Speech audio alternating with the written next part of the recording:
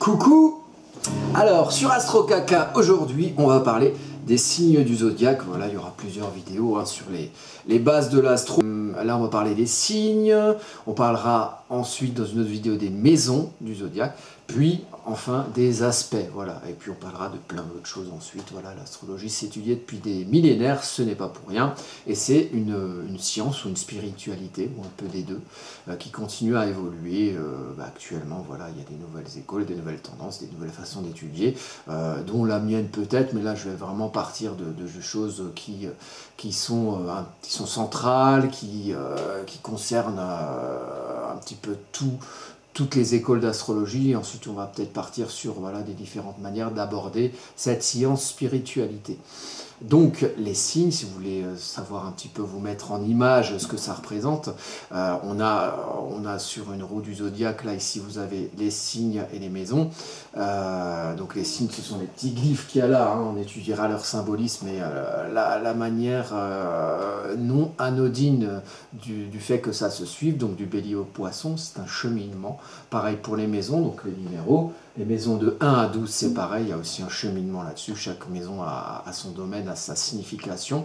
Et ensuite, on va parler des aspects. Voilà, les aspects, c'est ce qui lie une planète à une autre. On va dire que vous avez une planète qui va être en Scorpion et une planète qui va être en Cancer. Elles vont être liées par un angle, un aspect de 120 degrés qui va être un trigone. C'est un des aspects qu'on va étudier, par exemple. Vous voyez une pièce de théâtre, les acteurs c'est les planètes, la manière dont ils vont jouer, triste, joyeux ou autre, ce sera un petit peu le signe qui caractérisera l'énergie qu'ils mettent dans leur jeu, de la grande comédie humaine qu'est la vie. Et les aspects, donc la maison ça va être comment est la scène, sur quel lieu ils vont jouer, est-ce qu'ils vont être sur un fauteuil, est-ce qu'ils vont être sur une chaise, est-ce qu'ils vont être scénographiés de telle ou telle manière. Voilà, ça c'est la maison, c'est le lieu où l'acteur va exprimer son énergie, donc l'acteur, la planète, l'énergie, le signe. Le lieu, donc c'est la maison, voilà, une maison étant un lieu évidemment.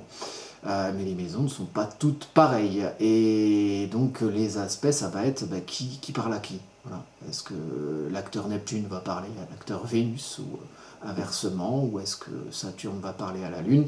Selon les placements, ça donnera différents angles qui vont représenter les aspects. Ce sera dissonant ou ce sera facilitant, ça dépend de la distance qu'il y a entre les deux planètes. Alors, en attendant, puisqu'on est sur Astro Caca et que sur Astro Caca on fait des chansons, du moins on fait des textes, je vais vous faire un petit texte qui s'appelle Le Chemin et qui parle un petit peu de ce cheminement dans la roue du zodiaque.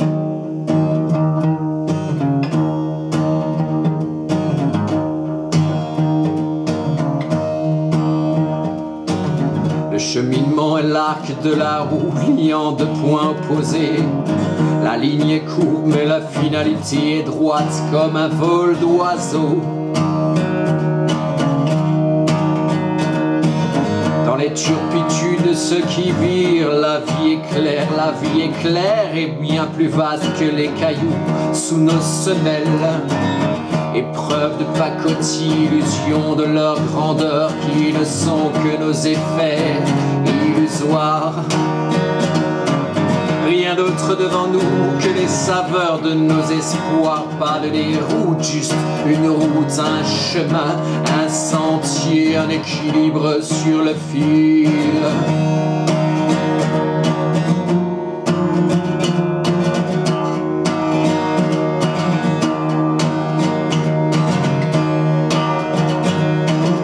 Le fil est une route lorsqu'on l'observe de plus près, s'y concentrant nos cellules dans nos retraites, en nos confins. On y tient et on avance, on prend sa place et on commence à vivre enfin.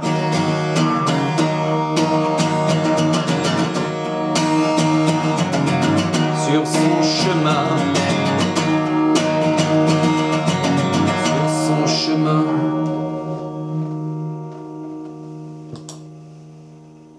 Passons aux choses sérieuses. Causons d'astrologie. Voilà. C'est bien beau de faire des textes et des chansons.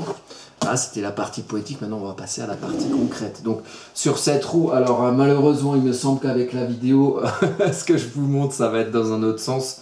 Le bélier se trouve ici. C'est le premier signe du zodiaque. Ensuite, il est suivi par le taureau, le gémeaux, le cancer, le lion, la vierge, la balance, le scorpion, le sagittaire. Alors là je vous baisse un petit peu parce que c'est un peu, on voit pas. Le sagittaire, le capricorne, le verseau et le poisson. Donc on va commencer par le signe du bélier. Qu'est-ce que ça représente? Déjà, quand vous voyez ce signe, c'est toujours intéressant d'analyser par symbolisme. Donc là, vous avez quoi? Vous avez une espèce de couille avec une bite en bas, si vous voulez, ça peut être ça.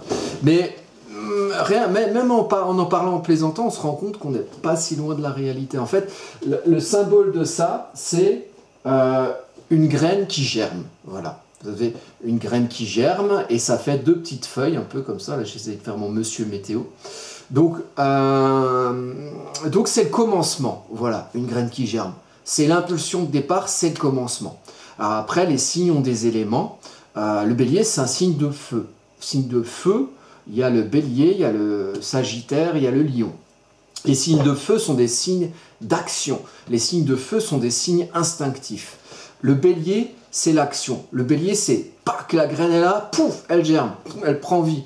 Le bélier, c'est aussi, les signes, c'est aussi des saisons. Le bélier, c'est le premier putain de signe du printemps. C'est le moment où la végétation éclot. C'est le moment où la nature se réveille. Le bélier, il se réveille. Le bélier, c'est le commencement, c'est l'impulsion. Le bélier, c'est la graine qui germe. Le bélier, c'est le feu qui démarre. C'est le démarreur. Le bélier, c'est la petite étincelle, c'est le briquet. C'est celui qui allume la mèche. Après, c'est pas obligé d'exploser, mais le bélier, ça peut exploser. Voilà. Le bélier, c'est un signe, un caractère, une énergie qui impulse. En symbolisme, c'est quoi un bélier? Un bélier, c'est quoi?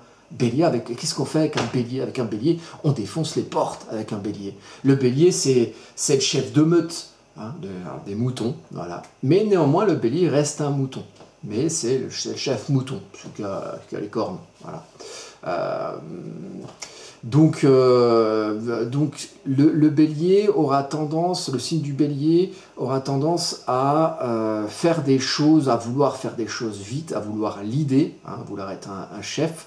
Et il va mettre cette impulsion, par contre en défaut, il aura tendance à avoir assez rapidement envie de passer à autre chose et à impulser autre chose. En fait, le bélier, il est là pour démarrer.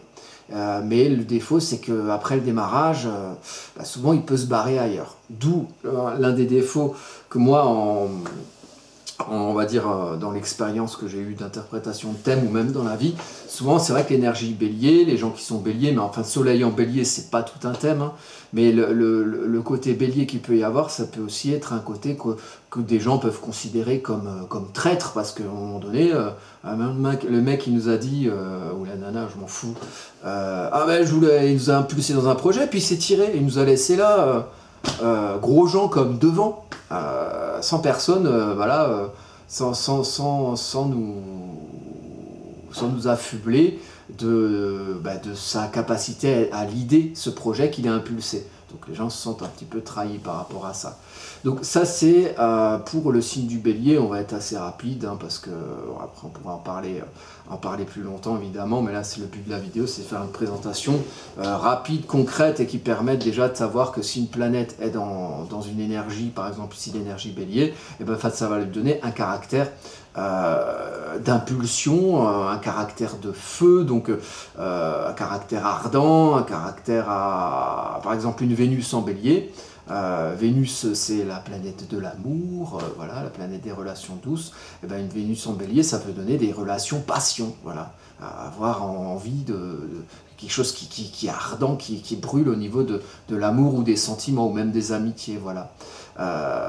Par contre, le bélier, du coup, il aura tendance à vite pouvoir passer à autre chose ou à vite lier une relation et à s'en séparer tout aussi vite. Voilà. La planète qui est maîtresse du bélier, c'est Mars, c'est putain de Mars. Donc le Mars, c'est le dieu de la guerre. Mars, c'est la confrontation, c'est pas les relations douces. Mars, par contre, Mars, c'est l'action. Bélier, c'est l'action. Mars est chez lui en Bélier.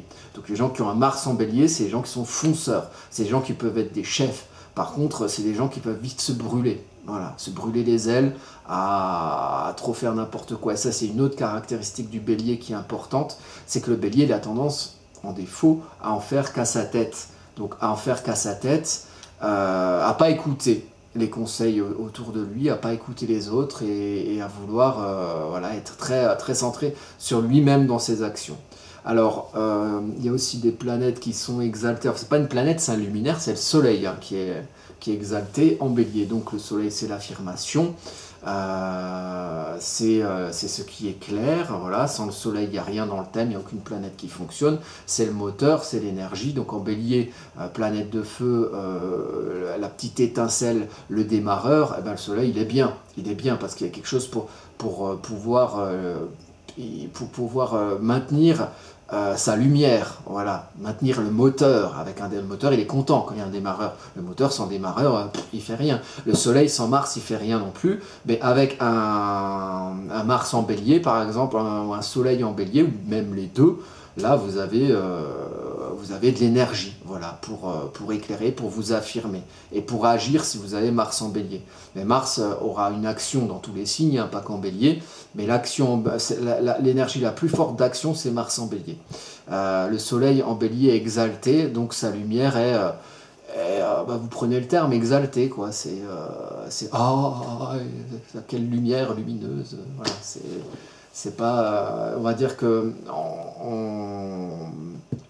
en domicile, le Soleil va avoir une lumière qui est claire, mais c'est plus posé que le côté extatique, là, exalté d'un Soleil en Bélier. Donc on va passer, et puis on reviendra au Bélier si j'oublie des trucs, on va passer au second signe, donc le signe du Taureau. Le Taureau, c'est la continuation du Bélier. Donc le Taureau, c'est après la graine qui germe, le printemps qui éclate, mais c'est le printemps qui s'affirme, le Taureau. Donc c'est à partir de... Donc Bélier, c'est du 21 mars au 21 avril, Soleil en Bélier. Voilà, puisque le Soleil, les planètes représentent les saisons, donc c'est la continuation de la saison. Il y a 3 planètes de printemps, Bélier, Taureau, Gémeaux. Donc le Taureau, c'est la continuité du Bélier, mais cette fois... Après cette impulsion, on se pose, c'est un signe de terre, le Taureau, on se pose et on goûte ce qui a poussé, voilà. On goûte la vie, on sent, on touche, on est épicurien. Le Taureau, sa planète maîtresse, c'est Vénus. Donc Vénus, elle aime bouffer, Vénus, elle aime les plaisirs de la vie, Vénus, elle aime l'amour, mais Vénus, c'est plus doux que Mars, voilà. Donc Vénus n'est pas dans la confrontation. Le Taureau, il veut qu'on le laisse tranquille. Pense à une vache. Une vache, qu'est-ce que ça fait? Une vache, c'est dans son pré, et ça bouffe de l'herbe, et ça ne veut pas qu'on la fasse chier. Voilà. Une vache, c'est tranquille, ça cherche la tranquillité, ça cherche la sécurité, et ça flippe sur tout ce qui peut atteindre cette sécurité. Donc la vache, elle veut, le Taureau, il veut de la putain de sécurité. Voilà, c'est vraiment quelqu'un qui a Soleil en Taureau, ce qui est mon cas d'ailleurs, va chercher la sécurité, la tranquillité, va pas vouloir qu'on le fasse chier.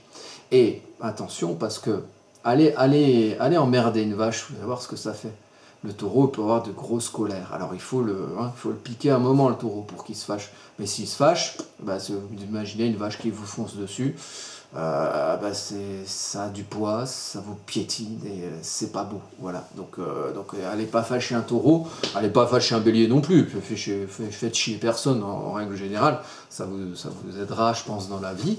Voilà. Avis à tous nos amis Scorpions qui ont une petite tendance à être un peu provocateurs, et à nos amis Sagittaires qui ont une petite tendance à être gaffeurs, à nos amis Capricorne, qui ont tendance à être renfrognés. Enfin bon, quand je dis Capricorne, c'est pas forcément que vous avez le soleil en Capricorne ou en Sagittaire ou en Scorpion, mais c'est une énergie générale. Vous pouvez avoir un amas de planètes dans ces signes, vous pouvez avoir votre ascendant dans ces signes. D'ailleurs, il y aura aussi une vidéo sur les ascendants, ça c'est très important, sur le placement de votre lune aussi, voilà. Et peut-être qu'on fera des vidéos plus longues sur les placements soleil en bélier, taureau, un petit peu indépendamment. Là, on va faire vraiment du général.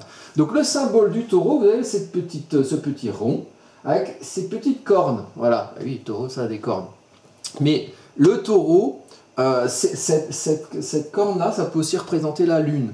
Parce que la lune est en exaltation en taureau. Vénus est le maître du taureau, la lune y est en exaltation. Donc la lune, ça représente les émotions intérieures, l'inconscient, ce dont on ne se rend pas forcément compte quand on vit, mais quand on vit avec quelqu'un, on vit surtout avec sa lune. Donc c'est le côté instinctif en fait de comment on est au fond. Voilà. Le soleil c'est le moteur, la lune c'est l'inconscient, c'est là où on est en confort en fait. Voilà. Moi par exemple j'ai une lune en vierge, ben, j'aime bien, la vierge c'est une énergie de structure, un petit peu de rangement dans des tiroirs, hein.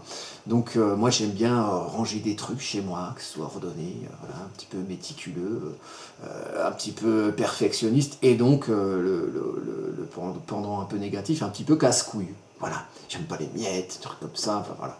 En plus la Vierge, c'est putain de mégères là, qui voient les défauts chez tout le monde. Donc c'est bien pour Ave. Enfin, après il y a des qualités évidemment. Mais ça c'est par exemple une lune en Vierge, une lune en Bélier, ça va être quelqu'un qui peut facilement piquer les colères, voilà, qui veut absolument que les choses se passent d'un coup tout de suite et qui est bien quand on est dans l'action, et puis sur la durée, ben, il va vouloir faire autre chose. Enfin, voilà, c'est lune en Bélier, c'est chiant. Moi j'ai une femme lune en Bélier, elle est casse-couille, hein, voilà. Donc, elle a plein d'autres qualités évidemment, dont les qualités de la lune en Bélier. Il y a toujours une ombre et une lumière à chaque placement de planète et à chaque caractérologie de signes évidemment. Donc voilà. Ensuite, donc je salue ma femme, hein, j'espère qu'elle ne regardera pas cette vidéo. Voilà. Ensuite, nous avons donc au taureau la lune en taureau, la lune c'est aussi quelque chose qui peut être artistique, hein, quand c'est bien aspecté, et une lune en taureau est bien aspectée, donc les gens qui ont des lunes en taureau peuvent être des artistes ou des soleils en taureau, ou aimer l'art, ou aimer le beau, hein, le côté vénusien aussi qui représente le beau. C'est aussi le cas pour la balance, puisque la Vénus est aussi le maître de la balance. Mais le taureau, c'est au niveau de la lune, voilà, c'est une lune en taureau, voilà, il y a peut-être des capacités à être en confort dans tout ce qui est artistique ou beau, ou à aimer voir de l'art, ou être passionné par, que sais-je, les tableaux de l'opéra, ou qu'importe l'art. L'art scatophile, hein, j'en sais rien, voilà, c'est ce que vous estimez qui est beau.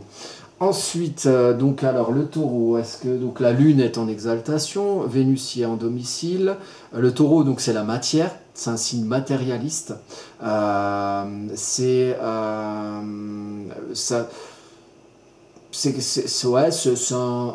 bon signe concret, voilà. Le taureau c'est concret, le taureau ça fait les choses concrètement, ça met parfois du temps à faire les choses, hein, comme une vache, mais quand ça les fait, ça les fait. Et c'est, comment dire, il y a de la pugnacité, hein, chez le taureau, c'est-à-dire qu'il va pas passer à autre chose vite, hein, il va vouloir finir sa tâche et il va vouloir la faire bien et aller jusqu'au bout des choses, ce qui n'est pas toujours le cas de l'énergie bélier, là, qui a un plus, mais après qui se barre ailleurs. Non, le taureau, lui, il reste fixé, hein, c'est un signe de terre fixe, donc c'est ancré. Et quand ça commence à faire quelque chose, voilà, ça va jusqu'au bout. C'est un signe de stabilité. Voilà, le taureau. Le taureau, c'est dans la saison le moment où le printemps se pose. Voilà, le printemps se pose. Le printemps vient avec le bélier, le printemps se pose avec le taureau, et le printemps se termine avec le Gémeaux. Le Gémeaux étant un signe mutable, et donc il prépare à l'été. qui commencera avec le Cancer le 21 juin. Voilà. Donc le Taureau, ça finit le 21 mai. Alors, ce que j'ai pas dit tout à l'heure, et peut-être qu'il faudra plusieurs vidéos pour faire les signes vu le rythme où je vais, il faut considérer aussi les signes dans leur axe. Donc le Bélier, c'est en axe avec la Balance. Alors c'est l'axe de l'identité. Le Bélier, c'est soit la Balance, c'est les autres.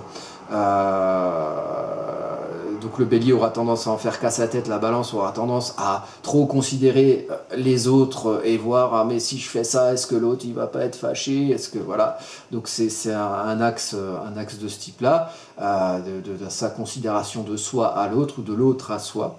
Le Taureau, c'est en axe avec le Scorpion, donc c'est l'axe des possessions. Voilà, le Taureau, c'est la matière, la matérialité. Voilà, c'est ce que je fais avec ce que j'ai. Et le Scorpion, c'est le détachement à la matière. C'est un signe d'eau, donc un signe émotionnel. Le Scorpion, ça va au fond des choses. Déjà, le Scorpion et le Taureau, hein, c'est pas le même animal. Hein. Le Taureau, il peut lui marcher dessus sur le Scorpion. Par contre, s'il ne marche pas bien dessus, le Scorpion va le piquer et il va le buter. Voilà. Donc, de signes qui s'opposent au niveau, voilà, le Scorpion, c'est une plasticité de la matière, c'est-à-dire qu'il y a un détachement sur le matériel et sur la matière pour un approfondissement de l'émotionnel. Et le Taureau est attaché, le Scorpion, ça peut être, voilà, c'est le côté sombre, ombre et lumière. Le taureau il est épicurien, il aime la vie, il aime jouir des choses. Le Scorpion, lui, il aime aller aux profondeurs, il aime voir la vérité dans le fond, et il se fout de cette superficialité matérielle Taureau. Par contre, le Scorpion, le Taureau va être affable, le Scorpion, il va être piquant, hein, avec sa petite pique. Il va être piquant et il peut être provocateur. Voilà. Et le Scorpion, c'est un signe qui est régi par Mars notamment et Pluton. Donc Mars, dieu de la guerre, Pluton, Hadès, dieu des enfers. Donc voilà, c'est pas le côté tout doux, tout gentil de Vénus. Hein, voilà. Donc les deux sont complémentaires. Voilà, ils s'opposent et ils sont complémentaires. Il faut toujours les travailler ensemble. Les signes de l'axe, donc Bélier, Balance, Taureau, Scorpion. Et on passe ensuite aux Gémeaux. Donc le Gémeaux, le premier signe dans la roue d'air. Donc le Gémeaux dans la Bélier, Taureau et Gémeaux. Donc Gémeaux, en mythologie, c'est le mythe de Castor et Pollux. Alors je connais pas bien, mais ces deux frères, il y en avait un qui était plus contemplatif et l'autre plus guerrier ou quelque chose comme ça, il me semble, je sais plus trop, j'ai pas envie de dire de conneries. Donc c'est une dualité, le Gémeaux, dualité entre les deux frères. Hein. Le Gémeaux, c'est le premier signe d'air, donc de communication. Après avoir impulsé en Bélier, après avoir acquis matériellement en Taureau, et s'être ancré dans la terre en Taureau, le Gémeaux, lui, communique. Donc c'est le premier pas vers les autres dans le cheminement des signes. Le Gémeaux, il est curieux de tout. Il est curieux, voilà, de plein de choses. Il papillonne de plein de choses. Peut-être la saison des papillons d'ailleurs, le Gémeaux, hein, sûrement, j'en sais rien.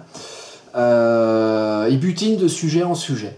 Et il va vers l'autre. Donc le Gémeaux, c'est aussi le signe de contact avec son univers proche. Il est en relation notamment en cela avec la maison 3, qui est la maison de la relation avec les proches non choisis. Donc ceux qu'on a en première vue devant nous. Voilà, c'est pas ceux qu'on va chercher, c'est ceux, ah tiens, toi t'es là, ah ouais tiens, je parle avec toi. Ah oui, t'es là aussi, je parle avec toi aussi. Voilà. C'est un signe de légèreté, un petit peu de légèreté dans la communication, dans l'expression. Son maître est Mercure, donc c'est un signe mental. Mental, donc l'intellect, donc la capacité de réflexion, d'imager mentalement ce qu'on a fait, ou ce qu'on a impulsé, ou ce qu'on a acquis en Taureau, ce qu'on a impulsé en Bélier, mentalisation aussi de l'émotionnel, le Gémeaux, voilà. Mais le défaut du Gémeaux, c'est un petit peu comme le Bélier, mais au niveau communication mentale, c'est-à-dire que ça va pas toujours au fond des choses, ça butine de sujet en sujet, mais à un moment donné, ça ça n'arrive pas à choisir un sujet parmi tous les sujets sur lesquels il est super curieux, il a envie d'aller vers tout, et ça ne se penche pas plus profondément vers tel ou tel sujet. D'où sa complémentarité avec le Sagittaire, qui lui, le Sagittaire, qui est en face. Alors Sagittaire, je remontre, hein, c'est la flèche, je ne sais même pas si on voit mon petit machin là, voilà, j'imagine qu'on le voit.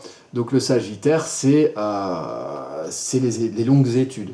C'est cibler avec la flèche certains sujets et les étudier en profondeur. Le Sagittaire aussi aime communiquer. Le Sagittaire, il aime bien communiquer, aime bien ce qu'il ne connaît pas, ce qui est étranger.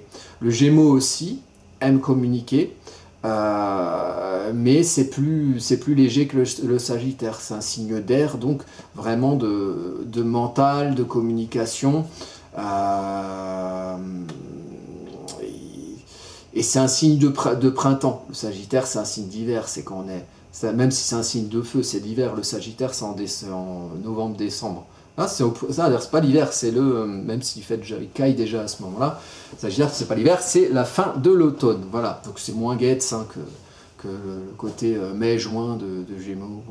Youpi, c'est elle appelle de la musique, machin, c'est la fin de l'école, enfin, tout ça. Donc, le Gémeaux, c'est plus léger au niveau communicationnel que le Sagittaire, bien que le Sagittaire... En fait, le Sagittaire va plus loin. Il y a un côté transport aussi dans l'axe Gémeaux-Sagittaire. Le Gémeaux, Mercure, on symbolise ça aussi par les voyages courts. Et Sagittaire, c'est Jupiter, c'est les longs voyages, les voyages à l'étranger. Voilà. Gémeaux, on part en vacances en Dordogne pendant un week-end, et puis Sagittaire, on part en Nouvelle-Zélande pendant 3 ans. Voilà, un truc comme ça pour imaginer. Donc le Gémeaux, c'est ce qui permet dans le cheminement du zodiaque à ce qu'on a commencé en Bélier et ce qu'on a consolidé en Taureau, à le projeter vers les autres, vers la communication, sa découverte de sa communication. Voilà. Donc les signes du Gémeaux, c'est Mercure. Mercure, moi par exemple, j'ai Mercure en Gémeaux, donc donc je parle, j'aime bien parler. Je suis assez curieux quand il y a des soirées, je vais voir des gens pour leur parler. Voilà, j'aime bien ça. Donc Mercure en Gémeaux est en domicile. Après, est-ce qu'il y a une planète exaltée en Gémeaux? Je sais même plus. Il y en a sûrement une. Ouais, je vois pas trop. Jupiter est en chute en Gémeaux a priori, puisque Gémeaux est le maître du Sagittaire. Jupiter serait en exil, pardon, pas en chute. Donc un Jupiter en Gémeaux, c'est un Jupiter, bon, on va pas trop parler des planètes tout de suite, mais Jupiter, c'est la planète de l'expansion, la planète positive, la planète qui exagère. Jupiter gonfle tout ce qui touche, voilà, gonfle, parce que Jupiter, c'est une grosse boule de gaz avec un petit noyau au milieu qui est à peine plus gros que la Terre, quand même plus gros que la Terre, donc Jupiter, c'est un peu l'effet du poisson-lune au négatif, donc il se fait plus gros qu'il n'est, il exagère un petit peu, voilà, mais c'est aussi un signe positif, c'est un signe légaliste aussi, donc Jupiter, c'est les lois, voilà. Jupiter, c'est Zeus, donc c'est le taulier Jupiter. En Gémeaux, bon, son énergie aura tendance à être moins forte ou à plus se teinter du Gémeaux, parce que le Gémeaux, c'est Mercure. Mercure, c'est le messager des dieux. Ça fait aussi les coursiers, bien sûr, mais aussi les voleurs. Voilà. Donc le Gémeaux, il est un peu espiègle et en mal aspecté. S'il y a des planètes en Gémeaux qui sont mal aspectées, ça peut faire des menteurs, ça peut faire des voleurs, voilà, des vilains brigands. Voilà. Donc, mais le Gémeaux, c'est un signe drôle. Je pense que c'est les gens qui ont un amas planétaire ou une dominante sur le signe du Gémeaux, sur du Mercure en Gémeaux, parce que Mercure, c'est aussi la planète de la Vierge, mais c'est une mentalisation beaucoup plus pratique, la Vierge, que Gémeaux, qui est beaucoup plus par la parole et la communication. Donc le Gémeaux, c'est quelque chose de très de très communicant comme signe, de très mental par la parole. Voilà, par la parole, par la compréhension, par ce qui se passe au niveau du mental. Voilà, donc Mercure messager des dieux, qui est le maître du Gémeaux. Alors, je pense que je vais m'arrêter là pour faire une seconde vidéo où on passera au Cancer, Lion, donc les signes de l'été, Cancer, Lion et Vierge fin de l'été. Alors, dans le cheminement de la roue, il ne faut jamais oublier qu'il y a des signes. Alors, on n'a pas vu le premier signe d'eau qui est le Cancer, mais il y a des signes de feu, de terre, d'air et d'eau. Et c'est pas pour rien qu'ils se suivent. Ils ont des caractéristiques communes. Chaque signe de terre, chaque signe d'eau, chaque signe de feu, chaque signe feu, air, terre, eau. Enfin voilà, chaque signe de chaque élément. Ils ont une caractéristique à être cardinal ou fixe ou mutable. Voilà. Par exemple, le signe de terre cardinal, ce sera le Capricorne. Donc le Capricorne, ça veut dire que matériellement, on prépare son plan, on va escalader sa montagne, on se prépare à escalader sa montagne, on impulse le fait qu'on va partir concrètement faire quelque chose de concret, ancré dans la terre. Le taureau, il est la terre, donc le taureau, il est dans son champ, il est en train de faire, c'est un signe fixe, voilà. L'autre signe de terre, c'est la Vierge, donc la Vierge, c'est mutable, donc on utilise à des fins précises ce qu'on a impulsé et ce qu'on a été dans la matière dont on parle. Donc là, ici, la terre. Donc la Vierge, par exemple, va utiliser ce qu'elle a fait de concret dans la matière, par exemple, pour aider les autres. Parce que la Vierge est en confort dans le fait qu'elle puisse aider les autres, être utile. Voilà, ça c'est très Vierge. Après, il y a la même chose pour tous les autres signes. On va en parler dans, par exemple, le Bélier, on a déjà un peu étudié. Le Bélier, bon, bah, il impulse le feu, voilà. Il agit, c'est l'action. Il impulse le feu. Donc c'est la petite étincelle, il allume le feu.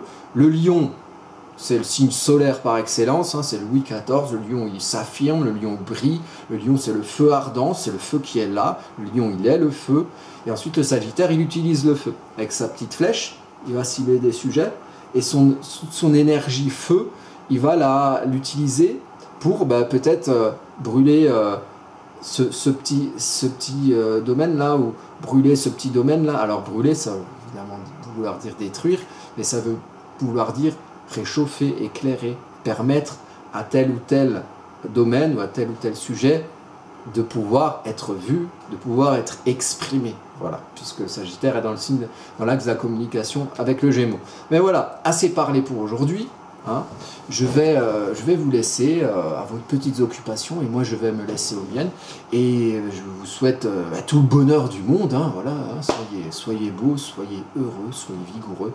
Et prochaine vidéo, donc à partir du Cancer, les symbolismes des signes des Cancers, Lion et Vierge, les signes de l'été.